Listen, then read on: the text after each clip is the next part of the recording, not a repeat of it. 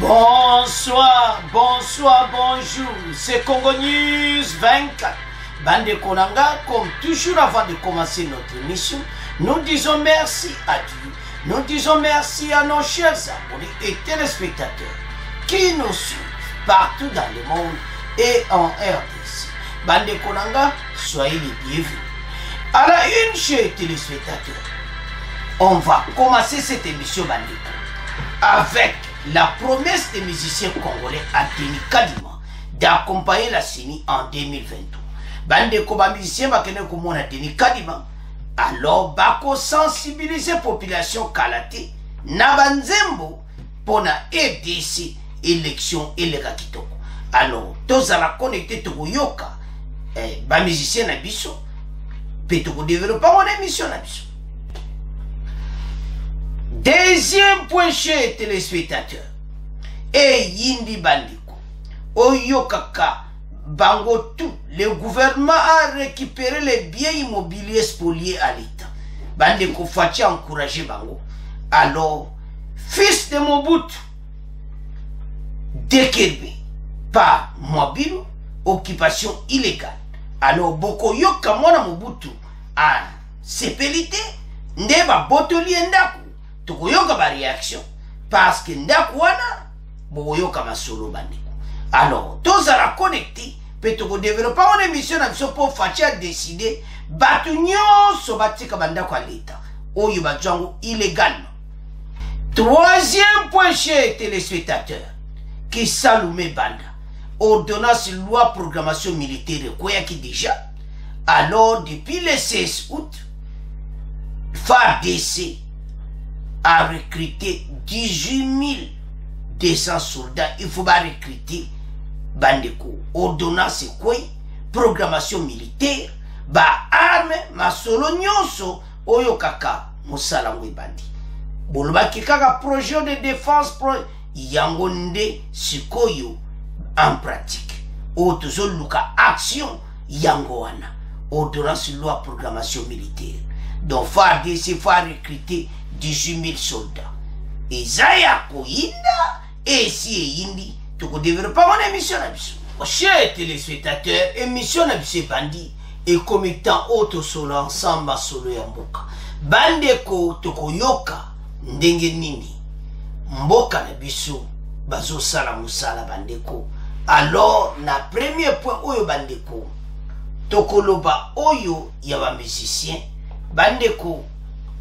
Les musiciens bakene komona Denis Kadima, ils sont partis à la CENI kokuta na Kadima pour accompagner l'élection 2023 pour sensibiliser la population entièrement ba s'engager na élection oyezakoya. Bandeko et comme réalité parce que na bango moko ba artiste ba moni ke comme temps élection vraiment les Karamboka. Et Belé Bazaki surtout sur du côté opposition, Bazaki na hésitation. Et maintenant, les musiciens baki okutana na Denis Kadima. Ba Werason, Nyokalongo. Donc, vraiment Bazaki bango nyose Belé ba Félix Boisé quoi, ba JB donc, Héritier donc Bazaki bena plein. Na maman na biso Miliabel. Alors ma solo les gars qui très bien na Denis Kadima. Programme de Ngezali. Les musiciens bakoyemba ba sensibiliser la population pour l'élection 2023. Donc d'une manière ou d'une autre, propagation et élection, bah ça la propagande koyeb sa peuple, montignon soit s'enrouler et puis depuis que vous allez ensemble dans le recensement, azope carte naïe, puis mboka et que comme à niveau mususu. Parce que souci ba congolais zaka élection. Ba konzi faut boyeba. Ceci n'a pas de lancer enrôlement des électeurs et puis enrôlement Waneko Salama pour pesina ma carte d'identité au Congolais. Fichier électronique est là. Où est-ce l'accès qui est congolais et qui n'est pas congolais. Donc recensement vraiment c'est important dans mon cas. Alors, artistes et musiciens, Bangoana. Et pas Kadima, waouh. Bato nyonso bozali na baduta ba élection tala makambo yango wana. Alors totanga toyeba ndema solongo elikaki bon to continuer mission na biso. Des musiciens congolais banikoza promesse pene ba pesi kadima ont promis vendredi 16 septembre d'accompagner la commission électorale indépendante dans l'organisation des élections en sensibilisant les populations.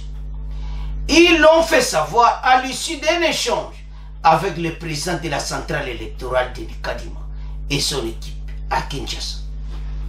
C'est une première dans les annales et cela est la preuve de la considération que témoigne la CENI à l'endroit des musiciens. Notre institution nous a invités pour qu'on échange, qu'après nous puissions sensibiliser nos compatriotes pour les élections à venir. Là, de l'enrôlement jusqu'au vote, c'est la reconnaissance de notre rôle au sein de la société, a déclaré porte-parole des circonstances de ces musiciens, Jossar Nyoka Longo. Nyoka Longo alobi keza charge na bako sensibiliser population bokoyo katokotie la binui bako sensibiliser population de l'enrôlement ti na élection na 2023.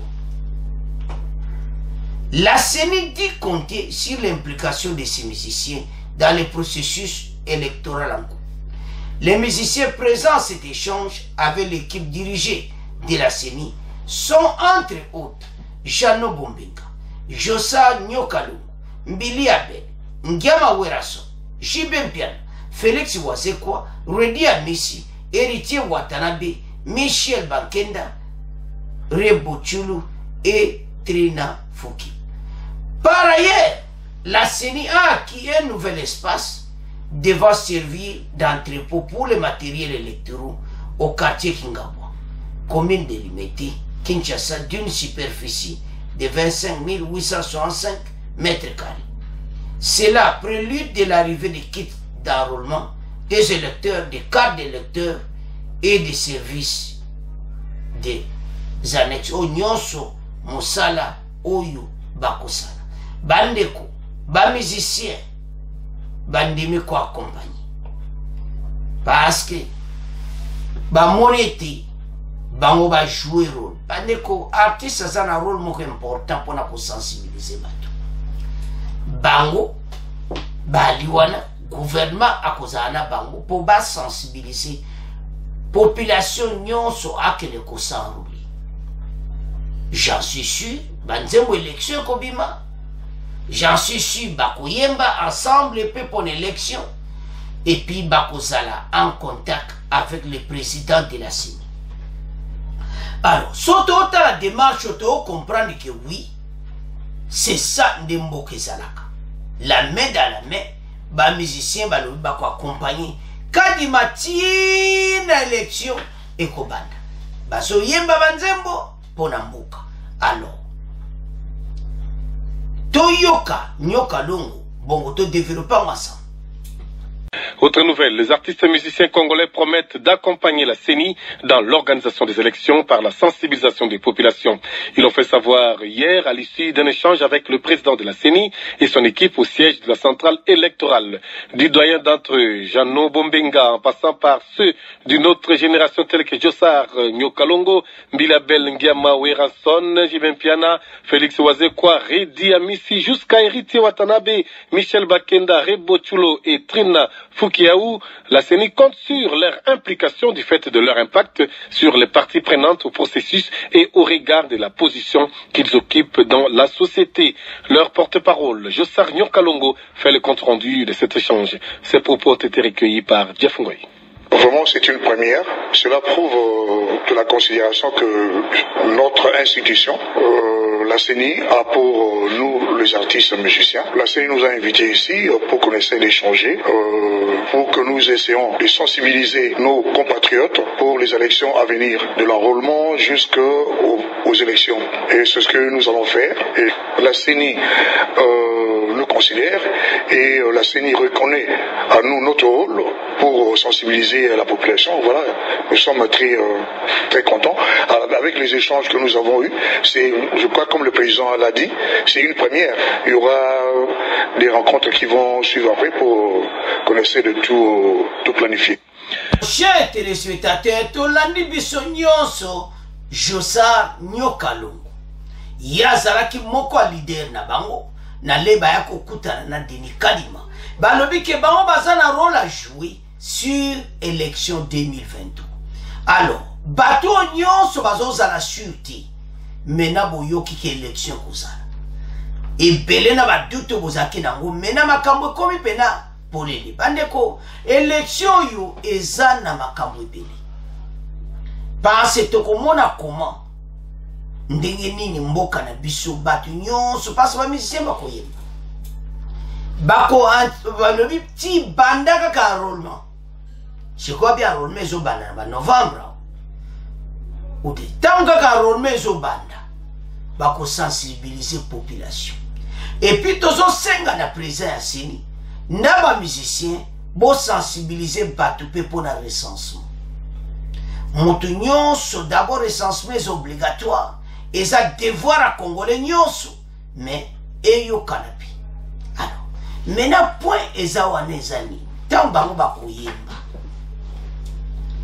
ba polémique ekobanda lisusu oh bazoyemba mpona mokonzi ya mboka oh non donne un exemple soki bazoyemba be afaci élection 2023 président Félix Alui moto nyonso asenrôler et tout ça ekozala na problème te bazala na bango milliers de villages bakoyemba banzembo alors bokoyokaka kaka biso moko lisusu tokokoma oyoka polémique ebandi sokokota non bango bali bakoyemba mpona kosensibiliser population un point intre ndeko oyo va na ndako telema kele kosenrôler mpona élection mpo ete bato bazala enrôler ebele bazwi place moko na limete pour place wapi bamateriel nyonso ekozala entrepôt monene et puis bacarte électeur place mpe bakobanda koimprime et tout ça makambo nyonso eza informatisé eza nde tomona bacarte biométrique babiloko wana ekozala ndenge wana congolais akozala na carte électeur mpe akozala na carte d'identité gouvernement c'est biso ke kosalama la même moment alors bamusicien na biso ta bokoyemba vrai congolais moto nyonso kende sanroli parce ntango ekoki tozalaki banomade na mboka na biso moko maintenant tozozwa bacarte d'identité toyebi ke gouvernement na biso akochange maloba te basi baconfirme bacongolais ete makambo nyonso enrôlement na identification ekosalama na même moment eza ya koyinda esi eyindi parce que congolais jusqu'à présent un nomade en République démocratique du Congo bandeko tosalama donnons un exemple voisin pays voisin baza na bacarte d'identité même Uganda baza na bacarte d'identité mais congolais problème ozoyeba te esa aza congolais ou bien aza congolais te bakonzi bozwa makambo ya recensement mpe sérieux nango nde bozwi ndenge élection eza sérieux recensement mpe eza sérieux congolais nyonso azwa carte ne parce que trop c'est trop tozwa bamessage ya babone a chaque fois ke babosana te ke ndenge balobaki basalela alors toyebi ete bango balobaki ete kozala sama le Konde l'avait dit clairement recensement na identification nationale na enrôlement élection ekozala na même moment alors bamusicien bandimi kozwa rôle wana ya koyemba mpona élection mpona kosensibiliser population Werason JB Nyokalongo Héritier Mama Mbili Abel Félix Wazekwa bamusicien na biso presque mi bazalaki présent na Kadima pour ça na bango ezaki élection eleka bien et ça vraiment très important va sensibiliser population. Alors, voilà, rencontre na bango, na Denis Kadima, et ma solo, et ça qui tout autour, il y a qu'on sensibiliser peuple, et bah que ne qu'on s'enrouler na élection. Mais bah bossanate, recensement, bah Congolais bazana posa ba carte d'identité. Parce que pour le moment, bazaka ba nomade. Alors, bandeko, c'est ça. Bandeko belo a pesa qui message était vraiment important. Bandeko mboka yokena ba direction mususu auto yo canadais na point suka était programmation militaire et bandi bazo recruter 18 200 soldats parce que ba arme ba kamu belé déjà en place faire des bende le koyati wana za point na suka. Alors pour te résumer boy ba musicien ba kiko kutana na président ya seni pona enrôlement ya élection 2023 bandeko nyonso oyo bozaki na hésitation tango mwekoki élection 2023 toyeba na décembre 2023 nani akodirige EDC pona 5 ans oyo koya. C'est à ce point tokomotika premier point tokomoke na deuxième point. Oh, chers téléspectateurs, tu commis à deuxième point d'épisode. Bandeko, deuxième point, ils assurent spoliation. Il y a pas immeuble à l'État. Alors, puis moi, boulot, azo sala boulot ne kitoko. Boyebi, et moutunyo sans exception. Et zolozagi ndeko ya président de la République. Moi, ya ex-président. Oh, moi, ya nani. Lelo tokoyoka moko oyo babimisie Dekerpe fils ya ex-président ya EDC Joseph Désiré Mobutu. Moi na yepa zwaka kombo na ye Joseph Désiré Mobutu ye babimisie na ndako wana na Gombe sur boulevard du 30 Juin. Ndako eza ya yiti eza ndako aleta bande ko makambo ezo salama. Ba ministre, ba ex-ministre, ba tutu akala banjo boto la ba banda. Fachi l'avait dit dans le conseil des ministres, a félicité Pis Maboul na Moussalo ba osalo ba continuer bongo boyo ka message a Fachi. Ba continuer ko bimisa batu nyonso oyo ba vandi illégalement na banda kwa l'État. Ba komisa banda kwa l'État banda kuna biso bande kona Gombe bozo mona. Mutazo bimana bakana immeuble njoka nenda kwezaidi. Alors, babimisi mwana ya Joseph Désiré Mobutu na ndakuwa. Baebisiye ndakuwa na président Mobutu asomba ya muti. Alors, mwana wana aza mbando ike président zakina basi mususu. Alors, Kambale apesi oyoka mwasi na ye mwana esko azo réclamer biloko mama na ba mwasi ya Mobutu tu batikelaki. Alors Joseph Désiré Mobutu aye koloba na ba Congolais ete yaza na droit bazo senda kuna ye. Pis Mabulu abimisi ndako eza ye teza bandako a l'État bazo tia batu. Il a commencé à se plaindre parce que nanda kona ba bimisi batie autorité à l'État. Batie André Mbata a kotipe nanda villa wana na Gombe. Ezate ke ezayi eza banda kwa l'État. Autorité n'était la premier vice-président de l'Assemblée nationale. Mbata a koti nanda kwana. Alors Joseph Désiré Mobutu alobi eza ndako na ye azana ba papier légal ministre ya habitat Pis Mabulu abimisi irrégulièrement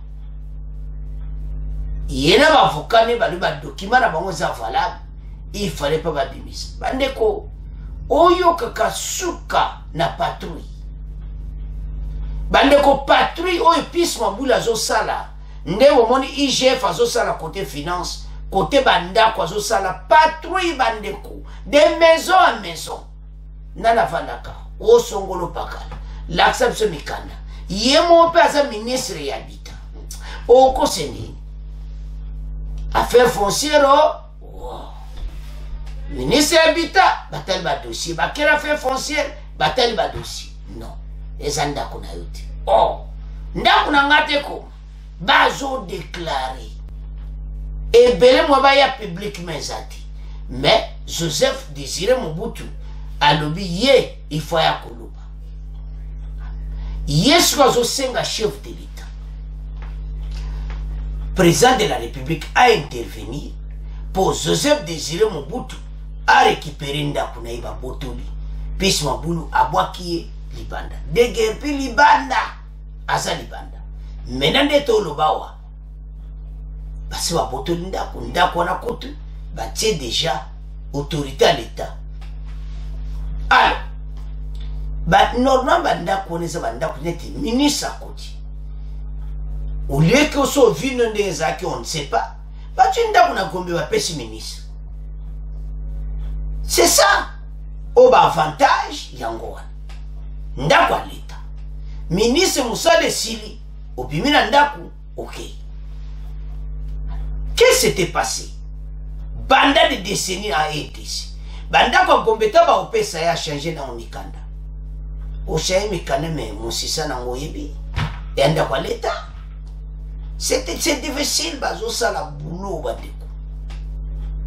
Bokoyo quand même baluki ba atteindre puis son boulot lui azal ba commentaire ko pesa ti. Ndenge katami ndenge kabutami. Donc azo me ba te beni na justice o ba ocha mutu makasi. So ba comme na justice puis mon boulot azal ba pre ba libanda. Ba police ba bimisio libanda. Bandeko situation oya bandako et ça la kamawa pays net aider ce mutu mona sana 10 palais mususu 20 ndako na éviter ba millionnaire baza ko somba na mais na aider ce n'est pas comme ça, ce sont pas les millionnaires basomba bandako. Ils étaient un poste à premier ministre azana poste mona kati ya l'État a dû aller azuzu bandako à l'État bandeko baza ko récupérer na ndenga mokiti mikolo ebele baza mal à l'aise moi ba yati bato musobo yeba kaza na 50 ndako aza ngoli suti ba botoli nyonso Fachi a félicité Moussano bazo sala bokoyoka message à Fachi ba continuer ndengo wana alors totanga bon tomeka ko développer mon émission. Fils de Mobutu Joseph Désiré de Guerpi, par moi, occupation illégale. Félix Tshisekedi exhorte le gouvernement à récupérer les biens immobiliers spoliés par l'État. Dans cette décision à mobilité, et cette décision à son excellence le président Félix Tshisekedi. Alors, moi, Mobutu, Azamar à l'aise, a fâché dans les gens qui étaient, a parlé Bogoyokaï, Azana colère. Lors de la 61e réunion du Conseil des ministres, qu'il a présidé vendredi 16 septembre, donc vendredi avant-hier, en présentiel à la Cité de l'Union africaine, le chef de l'État a encouragé le gouvernement dans son action visant à récupérer les patrimoines immobiliers du domaine privé de l'État, détenus ou acquis indûment par les tiers, et à veiller à la transparence et au respect des lois. Dans cette optique, Félix Tshisekedi, dans sa communication, instruit les ministres concernés d'œuvrer pour la sauvegarde de la patrimoine immobilier de l'État, afin de mettre terme aux abus constatés par le passé. Fatia Bibabi dans le passé, ezalaki tout. Makambo ezaki kalabanda kwa l'État bazo botola. Fatia si gouvernement ministre Pis Mabulu a continué bongo. Par ces abus, ezalaki kala banda kwa l'État baotongo illégal. À l'encroix, ces abus ont conduit à la dépossession d'une partie importante du patrimoine de l'État. Bande wozoyoka o basi bazu, aussi bien minier, foncier ou encore immobilier sans contrepartie significative. Et ça kaka banda kote bandeko naba bien minier, oh site minier ezayu la kisa mikanda ezayu l'État. allez babwaki okuna libanda. Donc sozo tala makambo mboka na biso vraiment zo sala soni na ba karemi ni ya yemo l'État et comment ya bato ba ministre mo na zana karemi ni o député azana ba karemi ni dernièrement Jean-Marc Kaboun ba fundi ba que Jean-Marc Kaboun azape na ba karemi ni na alors so babilo ko na nde ya ngwande za mabi soko somba na yo karemi ni what is that different mais yo somba na yo ti kaka mabela l'État yo zu place comme timo le comme ya yo non to bo makambo tozo yana Joseph Désiré po ya ça grave totanga na siwa Félix Tshisekedi encourage le gouvernement à récupérer le patrimoine immobilier de l'État acquis indûment par les tiers. Prenant la mesure de la situation, le président de la République a insisté sur l'impérieuse nécessité d'encadrer la gestion du patrimoine public ainsi que son administration à travers des dispositions par des mesures strictes. À cet effet, toute initiative portant sur cette session ou disposition du patrimoine de l'État devrait être soumise à l'adoption du Conseil des ministres, après avoir reçu l'approbation du ministre de tutelle concerné et l'avis de l'Agence nationale pour la promotion du patrimoine de l'État. Il a par la même occasion appelé le gouvernement à mettre sur pied des mécanismes efficaces pour renforcer les dispositifs légaux et réglementaires existants afin qu'il soit rapidement possible de recouvrer, je m'excuse, d'une part les biens publics illégalement arrachés du patrimoine de l'État et d'autres éviter les erreurs du passé. A insisté Kayam. Alors, message est clair. Maintenant, Joseph Désiré, fils de l'ancien président de la République du Congo, à l'époque Zaïre Mobutu Sese Seko, ne sait pas accéder à sa possession l'un des biens de sa défunte mère Kambale, l'ex-commissaire de l'État à titre de ministre national pendant la Deuxième République. Maman nae azala ipe ministre, mazaki mwasi ya président, ex-président Mobutu. Alors, ndako neza si boulevard du 30 juin de Bozo Mona wana, ndako wana eza ya l'État si boulevard du 30 juin. Mais, ya lobi ezaka kayayi. 43 ans ça. Alors, sans plus tarder, Toyoka, Ndenge, Joseph Désiré Mobutu Azosenga, et Tebasunga ya récupéré ndako. Bongoto continue mission nabiso, parce qu'azana kanda, ndako wana, pour le moment, bâti, premier vice-président Assemblée nationale, André Mbata. Parce que zandako alita. Alors, Tolanda, message, ya Joseph Désiré Mobutu. Autre nouvelle, la famille Joseph Désiré Mobutu Kambale plaide pour l'implication personnelle du président Félix Tshisekedi Tshilombo afin de l'aider à récupérer sa villa sur le boulevard du 30 juin ici à Kinshasa. Lors d'une conférence de presse animée ce samedi dans la capitale, Joseph Désiré Mobutu Kambale a affirmé qu'il détient tous les titres de propriété de cette villa acquise par sa défunte mère en 1979. Il s'étonne de constater que cette villa est plutôt attribuée au député national André Mbata par le ministre de l'Urbanisme et Habitat Pius Mwabilou. Joseph Désiré Mobutu Kambale le dit à Paul Matendo. Dans notre propre pays, nous vivons comme des étrangers, c'est inacceptable. Raison pour laquelle nous demandons au chef de l'État, personnellement, son Excellence Félix Antoine Tshisekedi Tshilombo. Humblement, je viens m'adresser à vous pour solliciter votre implication personnelle. Le pays a déjà beaucoup de problèmes, ça nécessite que nous soyons dans l'unité. C'est dans l'unité qu'on peut vaincre l'ennemi qui nous dérange du côté Est et à l'Itour. Nous avons le devoir de soutenir notre armée, de vous soutenir comme commandant suprême. Pour mon cas, je suis dans mes droits. Les décisions exécutées ont été rendues en bonne et due forme. Je demande humblement que vous vous imprégniez de ce dossier pour pouvoir retourner dans mes droits. Que ma parcelle me soit restituée parce que cette parcelle-là n'appartient pas à l'État. Ça fait 43 ans aujourd'hui. Nous sommes en conflit, moi et M. Ibrahim. On ne sait pas depuis quand, sur base de quel élément. Et le ministère dirigé par le ministre Pius s'est appuyé pour pouvoir nous mettre dehors là où il y a un arrêt de la cour d'appel. Joint par Radio Okapi aujourd'hui, le ministre Pius Mwabilou a préféré ne pas faire de commentaires. Ah, maintenant, tolandi biso nyonso Joseph Désiré Mobutu. Bande kweza mawa. Yazo senga, yazo mona kakezai. Peut-être, ozalaki mwana muke. Tangu ndaku wana. Bozai kovanda. Mendaku, bakonzi balobike, eza ya leta. Radio na Kinshasa bameko beko contacter nde tolandi wana. Pius Mwabilou alobi sans commentaire. Ya osala mosala chef de l'État lobi. Ndenge totangi wana chef de l'État va récupérer tous les ndaku bandeko sans exception. Omona comment mboka na biso ezali ba Congolais tala bakonzi baye kobongisa mboka.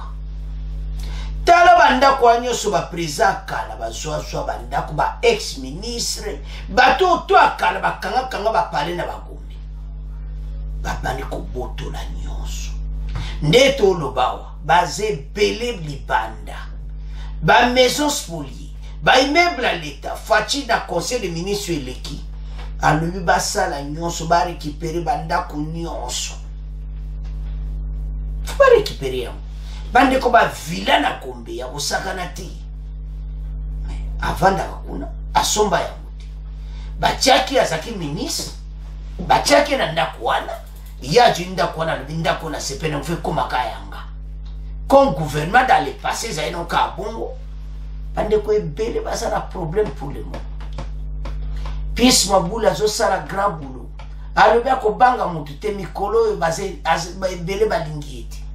Pius Mwabilou continue musala na yo. Balingi yo te parce o sala vrai boulot.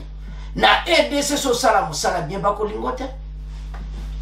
Tolo Pius Mwabilou sali bamuli. Ndako twaki légalement. Bima Laksa mikando somba kiyango. Mais tarbas komi contre Pius Mwabilou. Kanga ndeba komi contre alingeti. Tolongwe na patrouille financière to komi na patrouille foncière. Foncière toza partout na banda. Oh anani, oh immeuble anani, oh anani Laksa mikanda. Ali libanda eza ya leta. Vilo anani, oh yanga Laksa ba dossier, ba vérifier eza ya yote. Libanda. Oh ndakwa oh ya yote. Comment yo moto za la pression na combien de ndako? Et puis banda kwango ah nzambe. Oui bateau pena ba détruire mboka. En tout cas, normalement banda kone za banda koyo aux autorités à l'état. Donnez un exemple premier ministre. Place à Salaki. Ba monite premier ministre fa ko vana na Gombe na ndako. Ndako à l'état. Tango longa premier ministre longa mene ba pays européen. Ba ministre ba vana pena banda kwa leta. Soko alungwa longwe. Mais ozalo ya yomo ko somba. Mena EDC ba tingama na banda ko ba chaka bango. Depuis era Mobutu. Tala Joseph Désiré Mobutu ndeto landi wana. Yazo senga fachi a intervenir. Mene intervention na ye alema loba moko ba abonné pe bolandi hier na comprendre ngouti toza la guerre à l'est wana Joseph Désiré Mobutu toza la guerre à l'est o ezata toza la bomoko oh makabanda kwa monsieur le neza rapport da guerre à l'est o ta oyo mboka eza na mobulu kokabwaneza bien te. Oh, Joseph Désiré Mobutu. Qu'est-ce qu'il y a rapport avec des kerpissements na yo na la guerre à l'est? Tala biso. Sikoyo tozo do guerre à l'est wana. Ezo salama po tozo kawa. Bon. Monsieur le Stolandi, ndenga bandi. Avant même le problème naï. Je m'adresse au président Félix Tshisekedi, qui est le garant de la nation, que pour le moment tous la guerre dans l'est tous la problème na mboka vraiment ça bien to kabwana na boy so ba mission anda siko ko supporter facilité pour la guerre à l'est aux assauts pour te guerre en ici. Tous on peut s'en par exemple. Pourquoi il a dit cela? Loba na mkoza mboka ko introduire makambo wana te. Nasuka lobi problème na éclair. Que zanda kuna ye mama na tikela kiye au boulevard du 30 juin. Ma 5 intervention à chef de l'État. On a évité. Sauf Fatia qu'on intervenir dans ma campagne, c'est impossible. Mais la façon même qu'il a dit ça, ça demande. Non, ce n'est pas possible. Pourquoi introduire ces mots? Guerre à l'est et salini.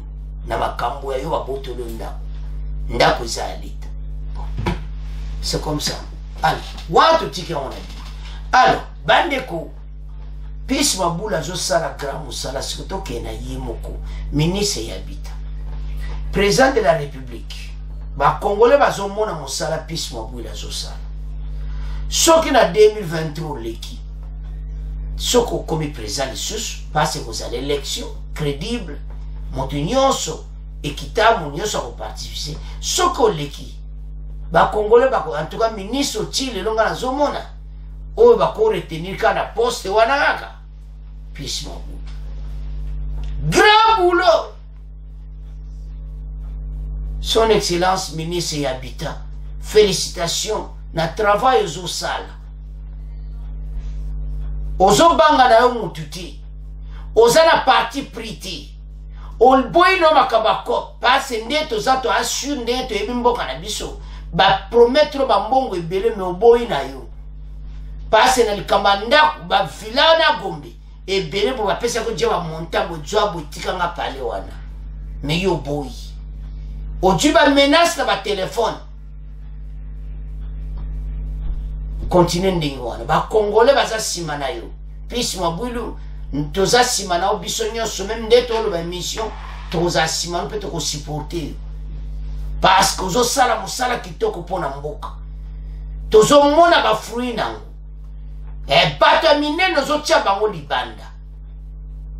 Ozo kipete o nani. O ndekoya. O les intouchables. Et papi swabuli makambo nezate. Ozana kata kombeni meuble anani wa ngai o mikaya yote libanda. Félicitations. Alors, bandeko musato luka na Kongo yango to luka batabu. Ba ministre basa musala sola toza de loin. Nous sommes en Europe. Mais de loin, quand on l'a dit, vraiment, les arbres. Ministre a aussi la boulot. Ce qui est beaucoup de bonga. Le ministre doit travailler dans mon thème. Mais il n'y a pas de belé. Mais il y a fonction publique. Jean-Pierre Liawazo, ça la grand travail. Basé belé, vraiment, ça la boulot. Mais va continuer d'engueuler. Et que ça qui toque pour Namboka, peut l'avenir du pays. Bon, bazo sala bien ti. Bon bongis. Et de ce qu'on continue de subouiti. Alors, bandeko, tonton résumé pour un message à chef de l'État. Tout un message à chef de l'État. À lui bon récupérer tous les ndaku. To boy bérer dans le passé. Et puis bon, la nango légalement, boboto le motundaku, à mon pena que oui, mais quand on se zakeza yete za lokuta. Ba faux document. Poto lebe pale botie libanda. Ndenge boyoki, Joseph Désiré Mobutu azolela. Mais bazaki bato kaloko tie libanda te. Changement toujours lukande ya mwana. Alors, bande konanga, c'est à ce point tokumo tika deuxième point, tokumo kende siko yuna troisième point. Chers téléspectateurs, to komi na troisième point na biso. Qui salume banda. Projet de loi à défense, maintenant, ordonnance est à publier. Loi, oyoka programmation militaire. 18 200 soldats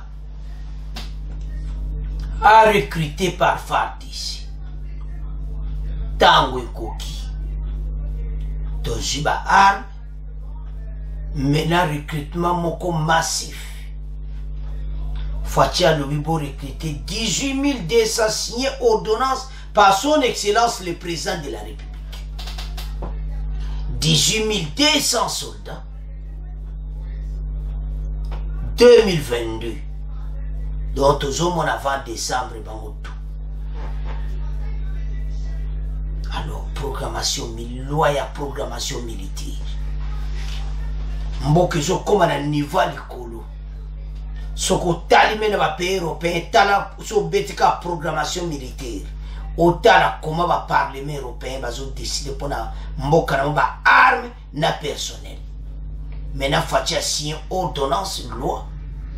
Pourtant, si programmation militaire en RDC à partir du 16 août, donc DGC banda kinam. Lelo ils ont des peuples congolais pe bayeba. Et ordonnance wana déjà lu qui salume banda. Alors le 16 août des date où Moussala ngwe bandaki. Il y a projet de défense de Tolobaki. Mais la programmation militaire en cours. Clairement, 18 200 soldats à recruter par FARDC. Bandeko, toujours rappelé par Congolais que son excellence le président de la République, quand il a accédé au pouvoir, FARDC, Oya Koutaki, lui-même le commandant suprême, il a trouvé armée Moko Bandeko, Mawato, ils ont boité. À marche à tortue, armée Yakouti, donc armée Mawa. Pas seulement infiltration, mauvaise foi. D'équipement militaire, makambo belé, ba arme ba biloko belé. Minduki ba sombi pour la FARDC et belé ba zoteka ba minduki wa. Bazalaki aux arrêts pour la première fois. Na RDC ka l'air a fachi. Mais avant on a gouvernement ça de 20 ans. Basa les lokoni. Fachi akuti mboki kufa. Adonga za facilité. Tango na zomona na tali mboka place ezali. Ah, bande ko topesa bato mwata. Tozana posa mboka ebonga. Me bakuti yango ndenge moko mawa. Toza kana point na biso ya army. Tokota na makamu susuti. Bakuti FARDC. Ah, nzambe na pasi na mawa. Bazata na hélicoptère. Bazata un avion. Combien d'avions? Hélicoptère n'a été sur amours, sur amis, badon, mawa. Ba blindé les sous modèle à Kala, alors qu'il faut changer. Fatia Tambola va pays voisin. Fatia Tambola. Auto va que présence au Tambola pour l'année. Nassi le Sara qui est passé. Vous vous souvenez, il était dernièrement au Tchad. Un petit pays comme le Tchad, qui n'a même pas de minerais, le Colobissi de Zanang. Le Tchad va bandit qu'on réformer armée à mon Kitoko. Mais Bissot, grand pays, avec des richesses, Bambongo Kenda des millions de dollars dans ma poche. Et comme dans mon sous, et comme histoire, Basoma on Bambongo, Basoma on va avion. Basomba na hélicoptère ti basomba la FARDC c'était ba matsa ba soda salaire ti maintenant bolana ke mission alobi réponse yango lelo bande kwa Kivu boleli pe mingi toujours comme na armée à makasi programmation militaire 18 000 soldats 200 soldats à recruter Et bandit déjà en 2022, boyebi, ba recrutement, tout ça, on peut ça annonce. Maintenant, on a besoin de 18 200 pour recruter baza moki. Alors, il fallait signer ordonnance présidentielle portant loi programmation militaire. Totanga, bongo, to continue mission. Ordonnance loi programmation militaire, 18 200 soldats à recruter par FARDC. Le gouvernement a communiqué sur l'exécution d'un plan global de la réforme de l'armée. Banda réformer l'armée complètement. Banda li konoti nasi. Ainsi to nasi na mikolo zo ya karate to yoka. To zala même la chef d'état-major ainsi. Ce projet a connu un grand pas avec la promulgation par le président de la République de l'ordonnance loi portant programmation militaire et de son entrée en vigueur le 16 août. Fatia Lubin, le 16 août. Et sa date n'a pas en vigueur. Cette loi programme le fonctionnement et le budget de l'armée sur une période de 4 ans. Alors, il y a un milliard. De 2022 à 2025, Zambénangaï. Bandeko, bolana ki projet à la défense. Namona ki ba message à Bandeko.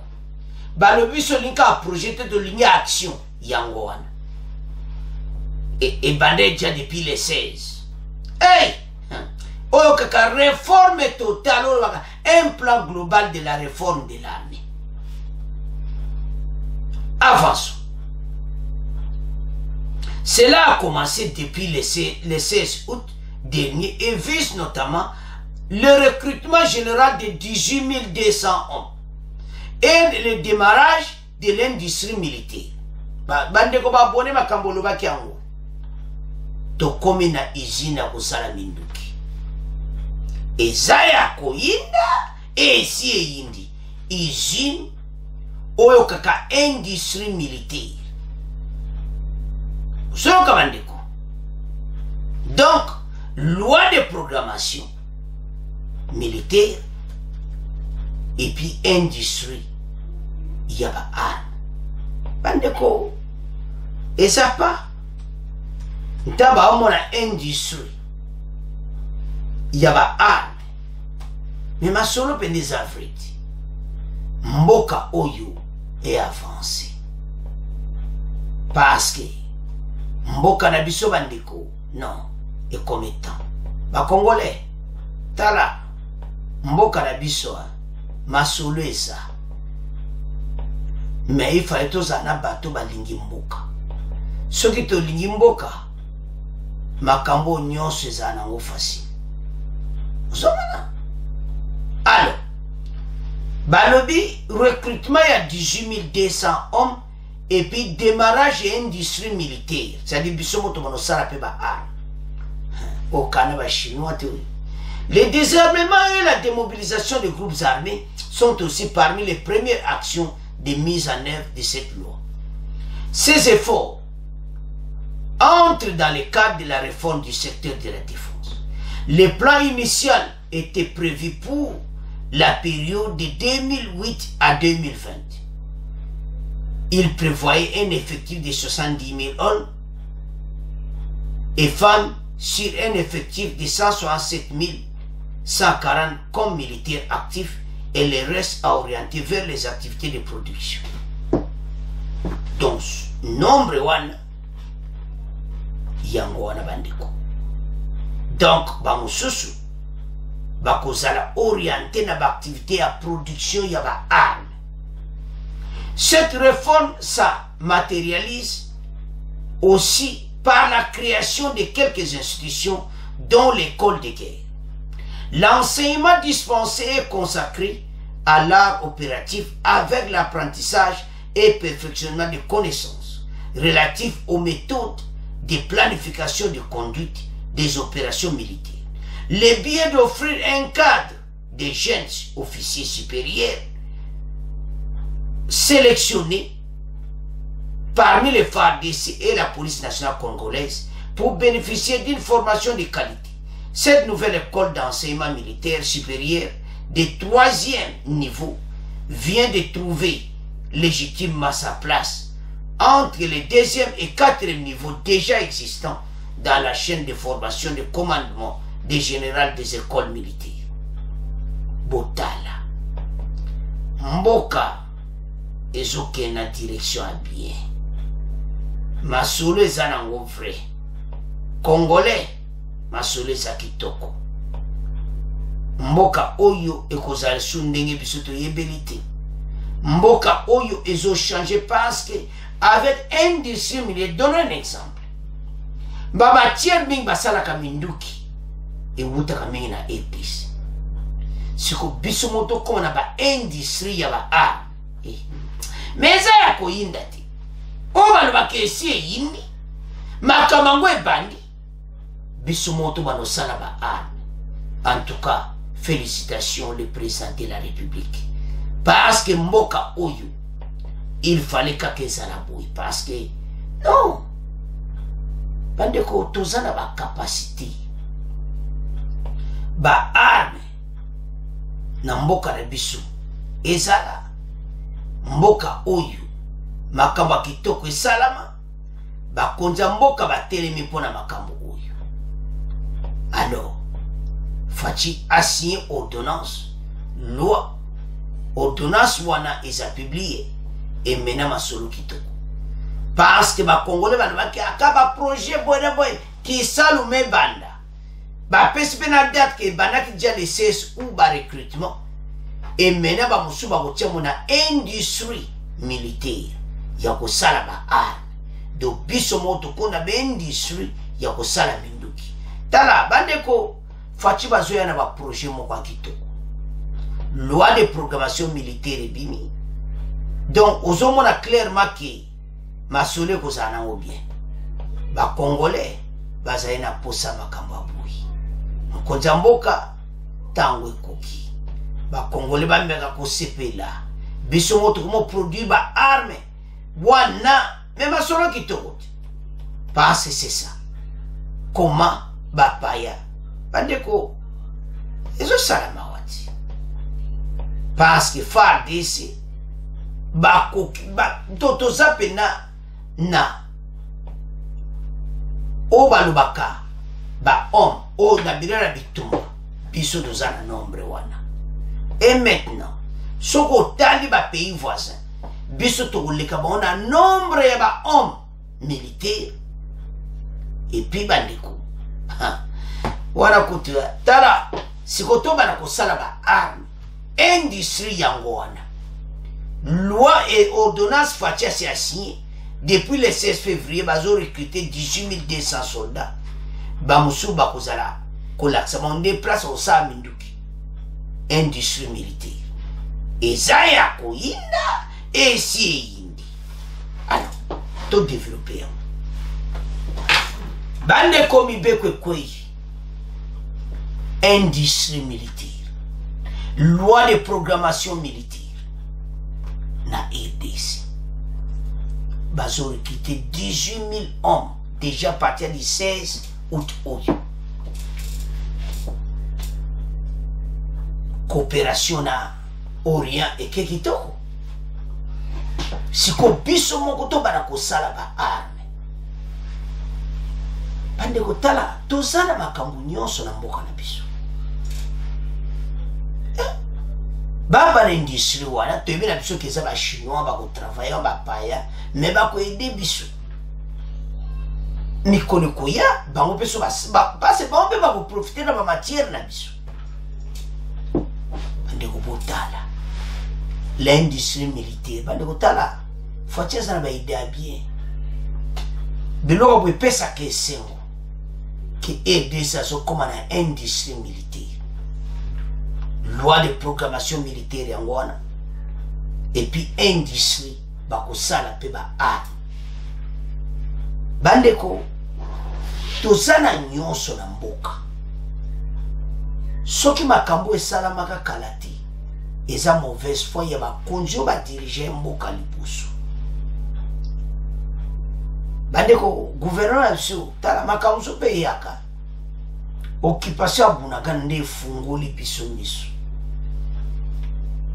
Makamsu pe yaka bomonika le problème est salami. Oui. Bato ba ça ba plan na bon balkanisation et tout ça oui, mais eyep. Occupation Bunagana peut changer façon na biso. Et changer ba kondiamboka la façon ya ko diriger armée. Armée na biso ba za ojo na valeur telibuso. Somona mais facile ya tali ba armée ba ninga no armée ko sala ko ete.